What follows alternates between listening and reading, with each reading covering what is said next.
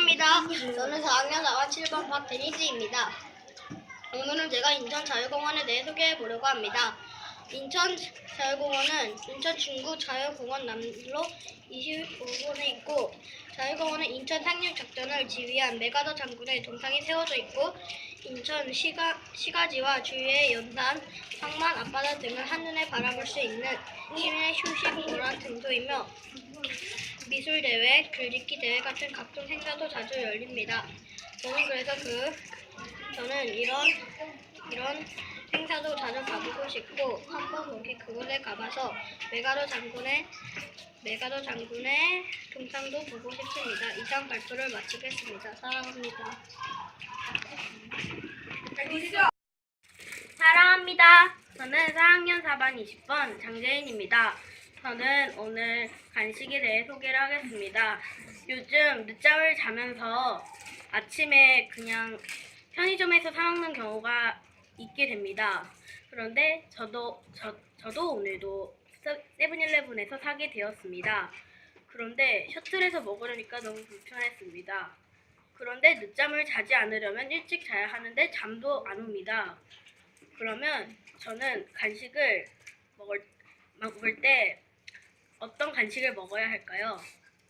먼저 먹기 불편한 간식은 김밥입니다. 김밥을 들고 갔을 때 셔틀에서 먹으려면 셔틀이 흔들리며 김밥이 떨어질 우려가 있습니다. 그리고 먹기 불편한 것 두 번째는 삼각김밥입니다.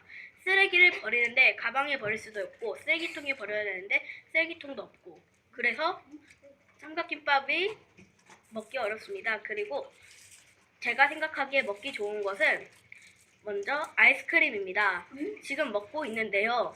아이스크림은 바만 아니라면 그냥 쭉쭉이바 그런 것을 먹을 때 되게 편하다고 생각합니다. 그리고 두 번째로는 과자입니다. 과자는 봉지를 들고 있어서 떨어질 우려가 없고, 오랫동안 먹게 되어 시간이 지나가면서 그렇게 빨리 도착을 하게 됩니다. 그럼 이상 발표를 마치겠습니다. 사랑합니다. 저는 4학년 4반 6번 문설입니다. 오늘은 일본의 문화에 대해서 말씀드리겠습니다. 일본 사람들은 첫 번째, 말을 부드럽게 씁니다. 일본 사람들은 말 속에 혼이 있다 믿어서 과격한 표현이나 심한 말투를 쓰지 않습니다. 우리나라에서는 공중전화가 고장났을 때 고장이라고 하지만 일본에서는 소리 중이라고 합니다.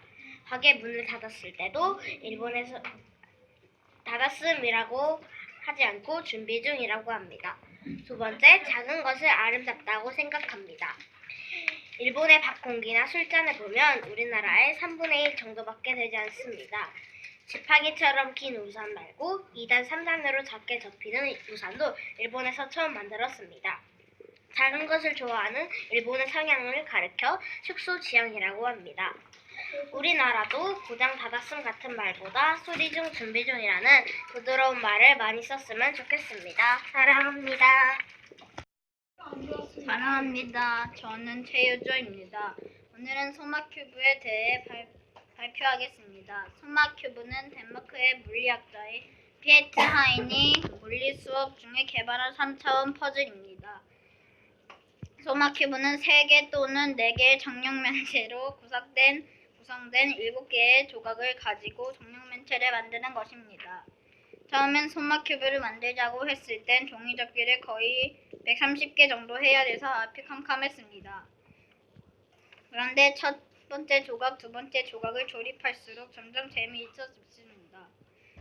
종이를 잘라주시는 엄마께 빨리 해달라고 재촉을 하였고, 아빠도 나중엔 도와주셨습니다. 조립은 모두 제가 했는데 정육면체가 조립되자 너무 기뻤습니다. 7개의 조각으로 정육면체를 만드는 방법은 약 240가지가 있다고 하는데 앞으로도 이 방법들을 계속 찾아볼 예정입니다. 이 조각을 만드는 법은 우리 모두 수학 시간에 배워서 알고 있습니다. 친구들도 이번 주말에 해보는 건 어떨까요? 이상 발표를 마치겠습니다. 사랑합니다. 사랑합니다. 김원입니다. 오늘은 화재 예방에 대해 알려드리겠습니다. 저번 주 금요일에 저희 집에서 검은 연기가 보였습니다. 공장에서 큰 불이 났습니다. 화재는 발화점 이상의 온도에서 탈물질이 산소를 만났을 때 일어납니다. 이번 화재에서 탈물질이 순식간에 불이 붙어서 대형 화재가 되었습니다. 안타깝습니다. 우리는 화재가 나지 않게 전기나 가스레인지를 주의해서 사용해야 합니다.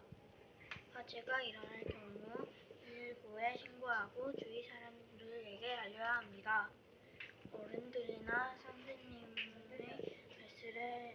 말씀을 잘 들어야 합니다. 주위에서 앞으로는 이런 일이 일어나지 않도록 했으면 합니다. 이상입니다. 사랑합니다.